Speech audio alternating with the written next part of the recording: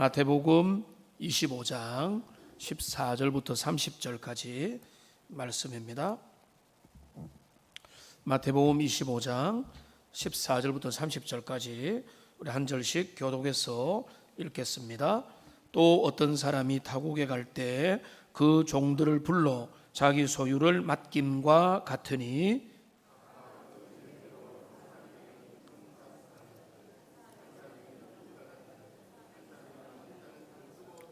다섯 달란트 받은 자는 바로 가서 그것으로 장사하여 또 다섯 달란트를 남기고 한 달란트 받은 자는 가서 땅을 파고 그 주인의 돈을 감추어 두었더니 다섯 달란트 받았던 자는 다섯 달란트를 더 가지고 와서 이르되 주인이여 내게 다섯 달란트를 주셨는데 보소서 내가 또 다섯 달란트를 남겼나이다.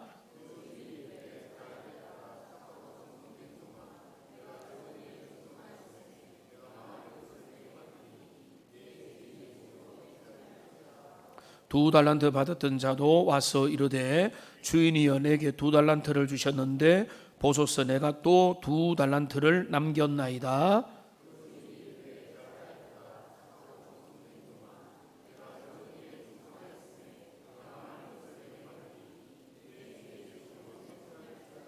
한 달란트 받았던 자는 와서 이르되 주인이여 당신은 굳은 사람이라 심지 않은 데서 거두고 해치지 않은 데서 모으는 줄을 내가 알았으므로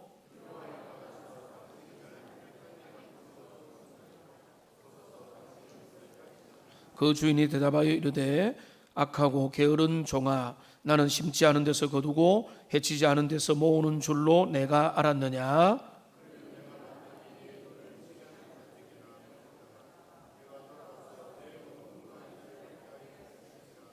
그에게서 그 한 달란트를 빼앗아 열 달란트 가진 자에게 주라.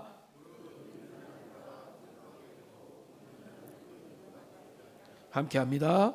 이 무익한 종을 바깥 어두운 데로 내쫓으라. 거기서 슬피 울며 이를 갈리라 하니라. 아멘. 오늘 이 비유는 우리 예수님의 유명한 달란트 비유입니다. 이 달란트 비유는 우리에게 인생의 의미를 잘 가르쳐 줍니다. 어떻게 살아가야 될 것인가? 우리 인생의 의미와 목적과 그 과정은 어떻게 되는 것인가? 인생의 성공과 실패는 무엇인가? 이런 것들에 대하여 이 달란트 비유는 우리에게 알려줍니다. 달란트 하면은 여기에서 영어 탤런트라고 하는 게 나왔지만은 원래는 기본적인 화폐 단위입니다. 그들의 거래하는 화폐 단위인데요. 1달란트는 꽤 많은 금액입니다. 최소로 잡아서도 한 사람의 1년의 연봉 이상의 가치가 되는 게 한 달란트입니다. 이 달란트 비유를 우리 주님이 말씀하시는데요. 상세히 다룰 내용들이 상당히 많이 있겠지만은 그 중에서 이 달란트 비유의 가장 중요한 몇 가지 뼈대들을 핵심 내용들을 오늘 우리가 살펴보기를 원합니다. 먼저 첫 번째로 이 비유에서 우리가 주목할 것은 뭔가 하면 달란트를 맡기고 떠나신 주인에 대한 이야기입니다. 하나님, 물론 주인은 주님이고 하나님을 의미하는데 하나님께서 종들에게 달란트를 맡기고 먼 나라로 가셨습니다. 그런데 여기 14절을 보시면은 그거를 뭐라고 말씀하는가 하면 그 종들을 불러서 자기 소유를 맡겼다 이렇게 말을 합니다. 자, 그러면 그 달란트는 누구 겁니까? 맡긴 거니까 주인의 것입니다. 그 달란트의 그 소유권은 주님께 있고 주님은 그 종들에게 달란트를 재능을 그에게 이 땅을 살아가면서 그 활용할 자원들을 그에게 맡겨 주신 것입니다. 그러니까 이거 여기에서 우리는 우선 제일 먼저 정리를 해야 되는 것은 소유권 문제입니다. 우리 인생에 내가 가지고 있는 것, 내 속에 있는 것, 나의 DNA와 나의 역량과 나의 재능들은 누구 것이냐? 라고 하는 질문입니다. 우리 믿음의 그 핵심이 있는 사람은 그 문제가 정리가 되어 있을 겁니다. 그거 우리 주님의 것이다. 주님이 우리에게 맡겨주신 것이다. 라고 하는 것이 정리가 되어야 됩니다. 그래서 하나님은 우리의 주인이시고 우리는 그분의 종이다. 라고 하는 거기에서 생겨나는 중요한 사상이 뭡니까? 청지기 사상입니다. 나는 그것이 내 것이 아니고 그 모든 것을 통해서 그 주인이 나에게 위임하여 맡긴 것을 관리하고 다스리고 통치할 뿐이다. 그래서 나중에 그 모든 것들에 대하여 보고를 하게 되는 것이다. 그래서 우리는 믿음이 확실하다라고 할 때 확실한 믿음의 증거는 뭔가 하면 내 삶의 모든 것을 내 것이라고 여기지 않고 그 창조주요 주인이신 하나님께서 우리 인생에게 맡기신 것이다. 내 인생은 물론이고 나의 재능도 물론이고 물론 나의 자녀도 마찬가지다. 우리 동양이 그렇지만은 우리 한국 사회에서도 지금 좀 덜해진 감도 조금은 있지만 혈연에 대한 애착이 너무 강합니다. 강하다 보면은 거기서 뭡니까? 내 자식은 내 거야. 내가 소유권이고 내가 마음대로 할 수 있고 내가 좌지우지 할 수 있다고 생각하니까 거기에서 마음대로 자녀를 이끌려고 하는, 그런데 자녀가 결국은 거기에서 엇나가게 되는 경우들도 생겨나게 되는 것입니다. 그 왜 그렇습니까? 자녀는 주님이 내게 맡기신 것인데 그거를 인정하지 않을 때 과도한 개입과 내가 막 이끌려고 하는 마음이 생겨나게 되는 것입니다. 시간도 마찬가지입니다. 대표적으로 물질도 마찬가지입니다. 그리고 재능, 은사, 달란트. 여러분에게 재능이 있습니까? 달란트가 있습니까? 그건 누가 주신 겁니까? 하나님이 우리에게 주셨다는 거예요. 맡기신 거예요. 주님이 너가 이 땅에서 살면서 그걸 가지고 이 세상을 가치 있게 살아봐라. 그걸 가지고 이 땅에서 의미를 발휘해봐라고 맡기신 것이라. 이거를 우리가 인정을 해야 됩니다. 그분이 먼 나라로 가시면서 종들에게 달란트를 맡겼는데 그 맡기는 기준이 있습니다. 그 기준이 여기 15절에 잘 나와 있습니다. 한번 따라 합시다. 각각, 다시요, 각각 그 재능대로. 이게 주인이 인생들에게 달란트를 배분하는 하나님의 방식입니다. 각각 다르게 재능대로. 우리는 공평, 공정에 대한 의식이 강합니다. 제가 농담삼아 말하지만 식당에서 밥 먹을 때도 목사님 반찬은 왜 특별합니까? 특별한 거 없거든요. 그런데 이제 무슨 말입니까? 우리는 똑같아야 된다라고 하는 생각이 있기 때문에 그렇습니다. 우리한테는 다 그런 게 있습니다. 공평해야 된다는 생각이 있습니다. 근데 하나님의 공평은 그렇지 않죠. 하나님은 똑같이 줄 테니까 똑같이 살아봐라가 아닙니다. 각각 다르게 주십니다. 5달란트를, 2달란트를, 1달란트를 다르게 주시는 겁니다. 우리의 인생의 DNA와 은사와 재능과 그릇과 성품의 크기가 다 다릅니다. 어떤 사람은요, 손이 작습니다. 어떤 사람은 손이 큽니다. 어떤 사람은 마음이 넓습니다. 어떤 사람은 마음이 그냥 요 정도 됩니다. 어떤 사람은 깊습니다. 어떤 사람은 얕습니다. 기질도 다 다릅니다. 여러분 젊은 사람들은, 저보다 더 나이 어린 분들은 MBTI 조사 같은 거 한 번씩 다 해봤을 겁니다. 저도 여러 번 해봤는데 항상 돌아서면 그 영어 내 약자를 외우지를 못해요.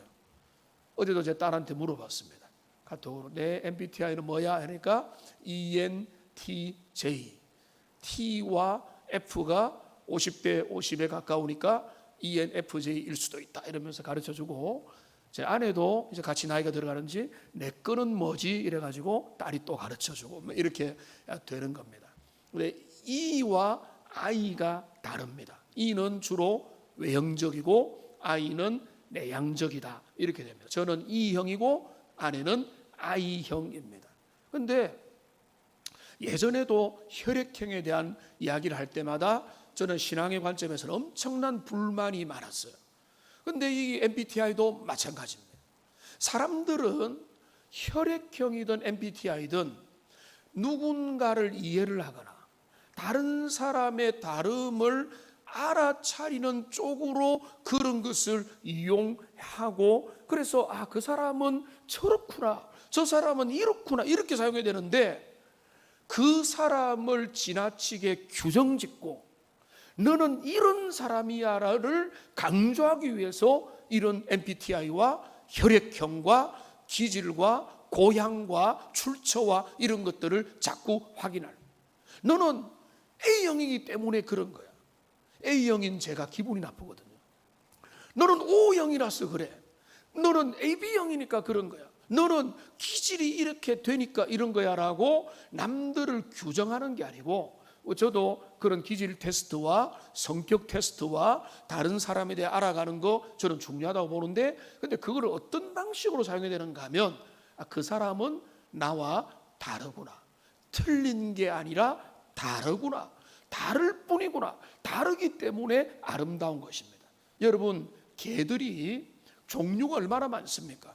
개들에 보면은 덩치가 큰 개가 있습니다. 세파트가 있고 뭐 진돗개도 있고 시베리안 허스키도 있고, 개들 중에도 아주 무서운 맹견인 불독도 있고 아주 무서운 그런 맹견도 있지만은 또 뭡니까?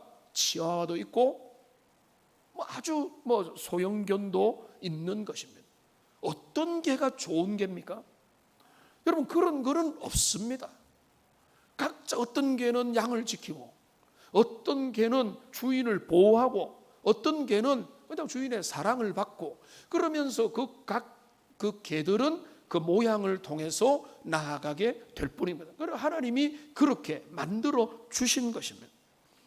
근데 여러분 한번 이제 동물의 세계를 생각해 보십시오. 독수리가 있고 사자가 있고 악어가 있습니다. 여러분 사자가 아무리 지상에서 힘이 세도 물속에 들어가면 엄청 취약해집니다. 물에서는요 악어가 얼마나 센지 모릅니다. 그런데 이 악어가 물 밖으로 나오면 그때부터 심각한 위기에 노출되고 있습니다. 더 중요한 것은 독수리는 수영 연습을 하지 않습니다. 독수리가 수영을 열심히 연습해야 된다고 누가 윽박지르지도 않습니다. 독수리는 유유하게 날아다닐 뿐이고, 사자는 초원을 거닐 것이고, 악어는 그 물에서 헤엄치고 그 생애를 시작해요. 그게 주님이 주시는 창조의 원리거든요. 그러니까 우리가 먼저 이 비유를 통해서 생각해야 될 것은 뭔가 하면, 우리는 다 다르게 그 주인에 의해서 우리의 DNA와 성품과 기질과 은사와 탤런트와 재능들을 부여받았다. 그래서 다르게 받았는데 여기 중요한 것은 뭔가 하면 모두가 다 받았고 부족한 사람은 아무도 없다는 것입니다. 이거 인정 못하면 인생을 잘못된 시각으로 보게 되는 것입니다. 여러분 그것을 인정해야 돼요. 하나님이 내게 충분히 주셨다. 한 달란트도요 충분한 양입니다. 그게 상대 비교하고 상대적인 박탈감에 의해서 내가 원망을 하고 잘못 해석을 하니까 그 달란트를 활용을 못해서 그렇지, 내게 주신 것 그 작은 거라도 그거를 붙들고 사용하면 되는 것입니다. 제가 일찍 은혜 받아서 제일 좋은 거 하나는 저의 제한된 조건, 외적인 조건이 저에게 방해가 안 됐습니다. 제가 여러 번 말씀드렸잖아요. 그거는 진심이거든요. 근데 내가 은혜가 없고 복음이 없고 세상의 시각으로 내 자신을 바라봤다면, 나는 삶의 경쟁력이 어떻고 외모가 어떻고 신장이 어떻고 조건이 어떻고 이런 거에 내 삶을 대입했다면 나는 거기에 매여서 어쩌면 불행한 삶을 살았어. 복음 안에서, 주님 안에서 보니까 주님이 주신 것, 내가 바꿀 수 없는 것, 하나님께서 이미 내게 주신 그 DNA, 부모의 DNA를 넘어갈 수 있습니까? 그거는 거의 어렵거든요. 그 DNA와 기질과 성격과 성품과 그 모든 것들을 주신 것을 인정하는 것부터 시작해야 된다. 이 달란트 비유에서 우선은 우리는 그 주인이 타국으로 가시면서 그 종들에게 각각 재능대로 다르게 주셨다. 우리 인생도 마찬가지다. 어떤 사람에게는 많이, 어떤 사람에게는 그 사람보다는 상대적으로 다르게 주셨지만은 누구도 모자람이 없고 그분의 공평에 따라서 적당하게 주셨기 때문에 그거를 인정해야 됩니다. 그래서 요한계시록 3장 8절에 보면 얼마나 많이 가졌냐가 중요한 게 아니라 우리 주님이 이렇게 말씀합니다. 같이 읽어보겠습니다.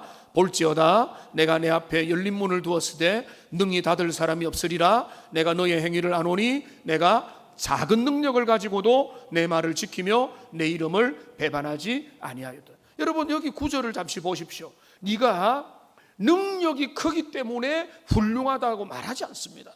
우리 주님이 인생을 보시는 평가는 동일한데요, 능력이 크든 작든, 밥그릇이 크든 작든, 인격의 그릇이 크든 작든 관계가 없어요. 얼마나 많은 달란트를 받았냐, 많이 받으면 책임도 더 큰 겁니다. 선생이 되면은 선생으로서 심판받을 책임이 더 큰 거기 때문에. 그런데 여기 주님이 뭐라고 칭찬합니까? 작은 능력을 가졌는데 충성하며 주님의 이름을 배반하지 아니하고 주님의 사람으로 살았다라고 주님이 그것을 칭찬하고 내가 너에게 열린 문을 준다고 이야기하는 것입니다. 여러분, 인생을 상대 비교한다고 허비하지 마십시오. 저 사람은 왜 나보다 더 나은 조건이냐, 그 사람의 가정은 왜 그러냐, 저 교회는 왜 저런 시설이 있느냐, 이런 것을 하는 것은 너무나 초라한 기준이고 그런 수준인 겁니다. 우리는 내게 주신 것, 지금 내게 주어진 그 상황을 인정하고 하나님이 내게 아무리 굼벵이에게라도 기는 재주가 있다면 주님을 우리가 인생을 먹고 살고 활동하며 주님께 영광 돌릴 수 있는 모든 가능성을 충분히 우리에게 어김없이 다 주셨다는 것을 믿음으로 인정하고 그것이 나의 인생이고 분복임을 하나님 앞에 시인하는 하나님의 사람들이 되시기를 주님의 이름으로 축원합니다. 그것이 인생의 첫 번째 생각이에요. 주인 대신 그 창조주가 나에게 필요한 것을 주셨다. 그 다음에 두 번째 중요한 이 달란트 비유의 교훈이 있습니다. 그거는 두 번째이지만 여기에서 진짜 또 중요한 것입니다. 그건 뭔가 하면 이 달란트는 사용되어야 된다는 사실입니다. 달란트는 뭐라고요? 사용돼. 달란트는 이용해야 됩니다. 근데 우리의 여러분 인생이라는 게 뭘까요? 인생은요, 제가 이제 간단한 공식을 만들면 받은 달란트에 주인의 돌아올 때까지의 시간이 합해지면 그게 인생이라고, 믿음의 삶의 인생이라고 저는 그렇게 여깁니다. 그분이 오시거든요. 그리고 그분 앞에 서게 되거든요. 어떤 사람은 더 길 수 있고 어떤 사람은 아주 짧을 수 있지만 그분이 내게 주신 그 은사와 재능과 달란트, 그리고 내가 살아가는 그 시간, 달란트와 시간이 합쳐지면 거기 뭐가 나옵니까? 인생이라는 게 나오게 되는 거예요. 그러니까 그 인생을 우리는 예외 없이 누구도 다 살아가는데, 그런데 여러분 이제 인생의 보람은 뭔가 하면 내 인생의 목적과 달란트의 의미를 깨달으면 그 인생은 허비하지 않고 잘 살아갈 수 있는 것입니다. 교회는 기회가 될 때마다 기도하면서 바라는 것은 우리의 다음 세대가 은혜 받기 원하고 일찍 깨닫기를 원하고 하나님의 의미와 목적을 발견하기를 원합니다. 왜 그런가? 왜 그런가? 그 이유는 오늘 비유를 통해서 바라보면 너무나 선명합니다. 일찍 깨달으면 헤매지 않고 일찍부터 그 삶의 모든 것들을 주님의 기뻐하시는 방향으로 삶을 드릴 수 있기 때문에 그런 것입니다. 허비하고 낭비하지 않고 그 모든 가치를 하나님이 기뻐하는 것, 인생의 보람과 내 삶의 가치를 위해서 사용할 수 있기 때문에 그렇습니다. 저는 여러분 부모님들이 자녀들 답답해하거나 세상에 많은 사람들을 보고 안타까워하는 대표적인 이유는 뭡니까? 그들이 그 삶을, 그 소중한 시간들을 허비하고 있다는 그런 생각 때문에, 그 영적인 시각 때문에 그렇지 않습니까? 그들이 왜 그렇게 허비하겠습니까? 의미를 모르고 목적을 모르기 때문에 그렇습니다. 제가 유튜브를 주중에 잠시 쉬는 시간에 보는데 거기에 어떤 예쁘장한 젊은 부인이 나왔는데 그 부인이 하루 종일 백날 술을 마시면서 하는 말이 뭔가 하면 나는 살고 싶지 않다. 인생의 의미를 모르겠다. 더 이상 나는 지금이라도 차가 나의 차에 부닥쳐서 죽고 싶다. 그러니까 어떤 삶이었길래, 물론 이유도 있고 탓도 할 수 있겠지만은 그 예쁘장한 여인이 자신의 인생에 주어진 목적도 모르고 그렇게 허탈하게 낭비하며 삶을 살아가고 있느냐라고 하는 그런 안타까운 마음이 들게 됐던 것입니다. 그러니까 마찬가지거든. 지금도 마찬가지. 사람들 젊다고 젊은 사람도 목적을 잃어버리고 방향을 잃어버리면 그 인생은 허무하게 나태해지게 되고 그들의 삶의 달란트를 땅에 묻어버리게 되는 거예요. 그러니까 우리는 은혜 받아야 되고, 그래서 우리는 인생의 목적을 알아야 되고 가치를 알아야 되고 더 큰 우리의 인생의 DNA를 창조하신 주님의 그 뜻을 제대로 알아야 그걸 가지고 우리는 우리의 삶을 의미 있게 보람 있게 살아갈 수 있게 되는 것입니다. 그러니까 달란트는 사용해야 되는데요, 진짜 이상한 일이 있습니다.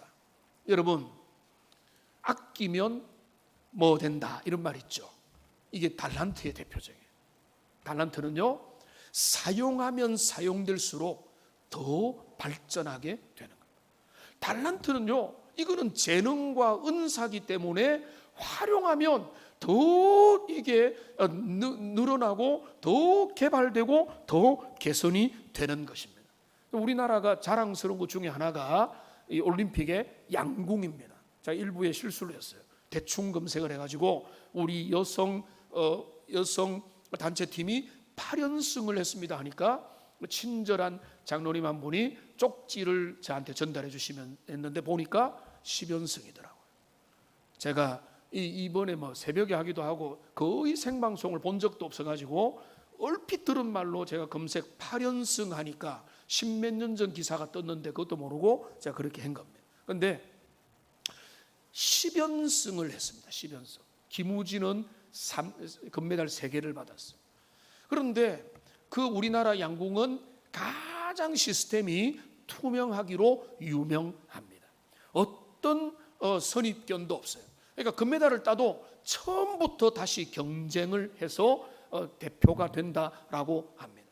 그런데 이 사람들 지금 이제 기술도 발전하고 우리보다 더 선진국도 있고 한데 저는 이제 약간 위협을 느꼈거든요. 11연승, 12연승이 쉽지는 않을 수 있겠다. 우리나라가 하겠지만은, 왜냐하면은 룰을 계속 바꿔요. 외국에 유리한 대로 한국이 불리해지도록 워낙 금메달을 독차지하니까. 그러니까 지금 많이 따라왔어요. 이번에도 어떤 경기로 막 겨우 이기기도 하고 막 그렇게 한 것입니다. 그런데 이들이 그 양궁의 비법이 있겠습니까? 비법은요 거의 별로 없어요. 제가 과거에 오래전에 그 자료를 보니까 담력을 키우기 위해서 막 뱀을 밑에 풀고 그 다음에 사람들 동원에 막 시끄러운 가운데서 총을 화살을 쏘고 온갖 담력도 기르고 훈련도 하고 쏘고 또 싸우고 모든 컨디션과 상황 속에서 훈련을 해보는 거예요. 그러니까 이 많은 연습과 시스템과 훈련을 통해서 은사와 재능은 기본으로 있었겠지만은 이게 개발되고 또 개발되고 또 개선되고 또 개선되고 해서 그 사람의 전문성으로 나가게 되는 것입니다. 그러니까 여러분, 은사와 달란트는요 개발되는 것입니다. 발견도 중요합니다. 이거 내가 좋네, 나는 이런 거 할 때 기쁨이 있네, 섬길 때 기쁨이. 어떤 사람은 숫자 계산하는데 이거는 너무 쉽고 재밌고, 어떤 사람은 그거를 쳐다보기도 싫고 다른 일에 이제 재밌어하고, 이게 다 은사를 발견하는 것도 중요하지만은 이 달란트는 기본적으로 뭔가 하면 사용하면 할수록 그 달란트는 더 개선이 되고 더 발전하고 개발이 되더라는 것입니다. 그러니까 제일 어리석은 사람이 인생의 재능들을 사장시키고 낭비하는 것입니다. 가수가 노래를 계속 부르고 목청을 가다듬고 연습을 할 때에 그들의 노래가 그 은사를 기반으로 해서 탁월한 자리까지 나가게 되는 것입니다. 그러니까 여러분, 과거에 오래된 아웃라이어라고 하는, 거기에 보면은 유명한 1만 시간의 법칙이라는 게 나오는데, 그 안에 중요한 예로 제시된 것 중에 하나가 뭔가 하면 비틀즈의 예입니다. 근데 비틀즈의 예가 뭔가 하면 영국의 어느 작은 클럽에서 그들이 밴드의 무명의 시간을, 엄청난 시간을 보낸 거예요. 거기에서 그들의 영감과, 이게 이제 기독교 신앙하고 연결시키는 건 아닙니다. 그들의 영감과 음악적인 재능과 그들의 모든 포텐들이 준비가 되고 있었던 것. 우리는 결론만 원하죠. 사람들은 좋은 결론, 금메달, 1등, 아름다운 것들을 원하지만은 모든 좋은 것들 이면에는 그들이 아무도 주목하지 않는 그 시간 동안에 훈련하고 연습하고 정말로 기량을 닦고, 지금도 얼마 전에 손님이 와서 수송못에 가보니까 밤에 버스킹을 하는 그룹들이 한 4그룹이 정도가 쫙 있더라고요, 날이 풀릴 때. 그러니까 그 무명의 시간을 묵묵히 통과하는 가운데 연습하면서 기량이 갈라지고 거기에서 길러진다는 것입니다. 그러니까 여러분, 은사가 무엇인지 여러분 궁금해하는 것도 중요하지만은 그거는 어디에서 밝혀지는가 하면 활용할 때, 내가 그 일을 해볼 때 비로소 알게 될 수 있는 겁니다. 내가 다른 사람을 섬기는 거, 이거 내가 스트레스 안 받네, 잘하네, 내가 다른 사람 말씀을 배우고 가르치고 훈련시키는데 여기에 내가 기쁨이 있네, 여기에 내가 아주 뭔가 자랑스러운 마음이 있다면은 거기에 계속 가게 되는 것입니다. 그러니까 여러분, 지금 하고 있는 현업도 밥벌이 따로 삶은 따로 이렇게 가지 마세요.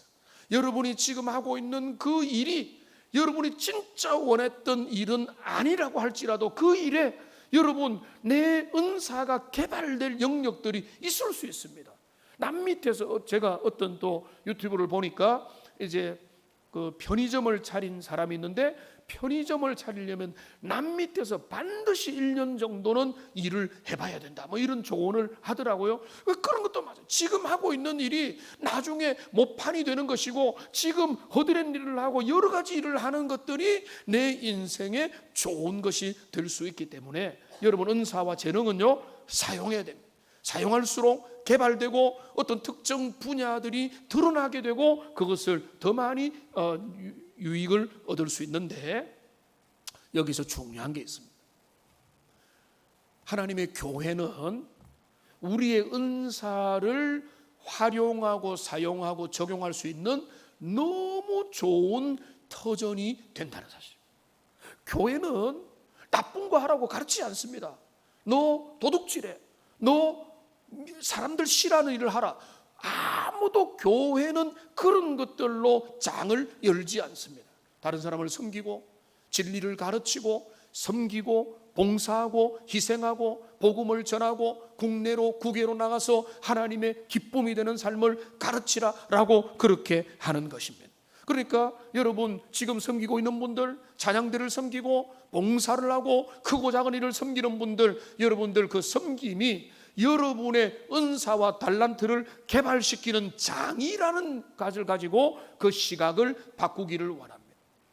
그런데 저는 한 걸음 더 들어가서 여러분의 섬김과 봉사가 여러분 듣기 싫을 수도 있지만은 누구에게 제일 좋겠습니까? 여러분 그 질문을 해보시면, 나는 교회를 위해서, 다른 사람을 위해서 내 삶을 드린다. 여러분 그렇게 하고 있지만 사실 그거는 나 자신에게 제일 큰 유익으로 돌아옵니다. 여러분이 희생하고 여러분이 은사와 달란트와 재능과 직분에 따라서 가정과 교회와 이 땅에 있는 것들을 섬기면 누구한테 좋습니까? 여러분의 영적이고 정신적이고 신체적인 건강에 제일로 좋은 거예요. 저는 그런 생각을 자주 하거든요. 제가 목회자로 부름받아가지고 어떤 분들은 목사님 고생 많습니다 하면 고생도 하고 마음에 무거운 짐도 있고 주님 앞에 사명도 있고 있지만은 기본적으로 주님이 이 목회의 길을 가면서 가장 큰 유익은 나 자신에게 있다. 저는 그런 생각을 하면서 가고 있거든요. 여러분도 마찬가지입니다. 여러분이 가정에서 섬기는 거, 여러분 남 좋으라고만 하는 일 아닙니다. 내 인생은 뭐냐 이런 말 하지 마세요. 여러분이 남편을 위하여, 자녀를 위하여, 가정을 위하여 섬기고 또 여러분이 아내를 위하여 부모와 자녀를 섬기는 거, 여러분 그냥 희생과 그냥 포기가 아닙니다. 여러분 자신에게 유익이 되는 것입니다. 여러분이 교회 안에서 섬기는 크고 작은 일들도 마찬가지입니다. 그거는 누구를 제일 유익하게 하는가? 여러분 자신을 제일 유익하게 만들 수 있기 때문에 그렇습니다. 여러분 달란트를 사용하시기 바랍니다. 옆에 한번 인사하겠습니다. 달란트를 열심히 사용합시다. 사용하겠습니다. 여러분 사용하십시오. 꼭 교회 안에만 아닙니다. 세상에서, 가정에서, 주변에서, 친구 만나서, 일터에서 여러분의 은사와 달란트를 사용하고 일찍부터 사용해 보면은 내가 뭐가 맞다 안 맞다 개발되고 이거 부분에는 특장점이 되어 가지고 여러분 잘 될 수가 있는 것입니다. 달란트를 활용해야 되는데 한 달란트를 받은 사람은요 땅에 묻어버렸습니다. 여러분 이거 중요합니다. 많은 사람들이 달란트 사용 못하고 인생 낭비하고 그냥 빈손으로 갑니다. 많은 분들이 후회합니다. 재벌도 후회하고 유명한 사람도 후회하고 이 내가 헛살았다 이야기합니다. 우리 어르신들 중에도 헛살았다 하는 분들 계세요. 조용히 제가 이름은 말하지 않겠습니다. 헛살한 이유는 뭔가 하면 여기 한 달란트 남긴 사람이 그 사람이 달란트를 땅에 묻어둔 이유가 궁금한데요. 그 이유는 뭔가 하면 인생에 대한 오해입니다. 인생을 오해하고 착각하면 삶은 낭비될 수밖에 없습니다. 이 사람은, 한달도 받은 사람은 뭐라고 생각하는가 하면 주인이 와서 결산할 때에 뭐라고 하는가 하면 당신은 굳은 사람이라. 당신은 없는 데서 인기를 원하고 해친 데서 모으기를 원하니까 내가 두려워서 이 달란트를 땅에 숨겨버렸습니다. 주인에 대한 오해, 하나님에 대한 오해, 인생에 대한 삐뚤어진 시각은요 인생을 바로 살 수 없도록 만드는 것입니다. 이 땅의 성공주의와 물신주의와 돈이면 다 된다고 하는 것과 외모 지상주의도 문제지만은 삶에 대하여 어두운 시선과 비뚤어진 시선과 그 모든 삶에 잘못된 시선이 있으면요 우리의 삶은 달란트를 땅에 묻어준 사람밖에 되지 못하는 것입니다. 여러분 보십시오. 하나님이 과연 그런 분입니까? 그렇지 않습니다. 이 주인을 생각해 보십시오. 주인이 종에게 그 달란트를 맡겨주셨습니다. 종을 어떻게 대한 것입니까? 엄청난 능력과 권세와 그 자유를 가진 존재로 주인은 처음부터 인정하신 거예요. 노예로 부리지 않았어요. 너는 시키는 일만 하고, 너는 이거 그냥 가만히 시키는 일만 하는, 너는 노예처럼 살아라고 주인이 까지 않았습니다. 주인은 맡기면서 과감하게 위임했어요. 마치 자녀에게 맡기는 것처럼. 여러분, 누구에게 위임합니까? 믿는 사람에게 위임하는 거예요. 주인은, 하나님은 우리 인생을 위임하여 주시는 거예요. 너가 해봐라. 근데 그 위임을 오해를 해가지고, 주인은 나는 하나밖에 안 주고 저는 두 개, 저 사람 5개 하면서 인생을 꼬이고 비관적인 시선으로 보다 보면은 삶의 의미 있는 삶을 살아가지 못하게 되는 것입니다. 그러니까 우리는 달란트를 열심히 사용하고 이 땅에서 재능과 DNA와 내게 주신 것들을 가지고 주님을 영화롭게 하고 이 땅에서 남기는 인생을 살아야 됩니다. 마지막 3번째, 제목을 너무 멋지게 붙였는데 그러나 너무 멋지진 않습니다. 맞는 말이기 때문에. 3번째는 뭔가 하면 왕의 귀환입니다. 여러분, 마태복음 25장에 보면은 비유가 3가지가 등장합니다. 오늘 비유는 중간이고요. 처음에 뭡니까? 지난주 살펴본 열처녀 비유입니다. 그 핵심 뭡니까? 신랑이 오신답니다. 오늘 본문의 핵심 뭡니까? 주인이 돌아온답니다. 그 다음에 3번째 비유 31절부터 쭉 이렇게 보시면 거기는 뭔가 하면 인자가 권능의 구름을 타고 와서 양과 염소를 구분짓고 심판한다.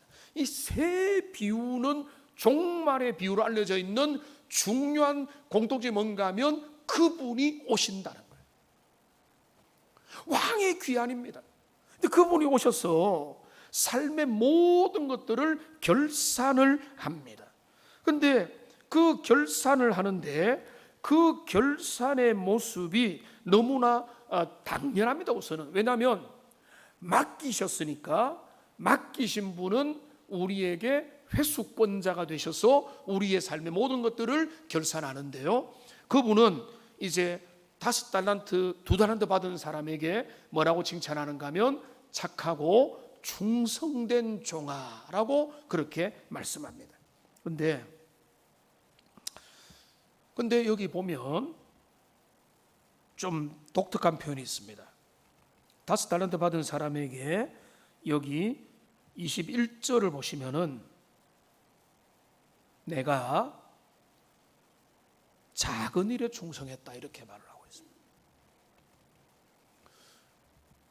하나님이 보실 때 우리의 아무리 큰 일도 시시한 일입니다. 작은 일입니다. 만천하 모든 만물의 주인 되신 주님 앞에 우리가 크면 얼마나 큰 일을 하겠습니까? 그분의 평가는 뭔가 하면 작은 일이라고 말하는 거예요. 2달란트 받은 사람은 똑같습니다. 작게 맡긴 거. 우리의 인생에 맡겨진 일들은 어쩌면은 작은 일입니다. 작은 일. 여러분, 작은 일에 충성하시기 바랍니다. 내 은사가 크고 달란트가 많고 능력이 많으면 세상에서 한번 뽐때나게 한번 멋지게 살 건데 여러분의 욕망이죠. 근데 주님의 마음은 그게 아니에요.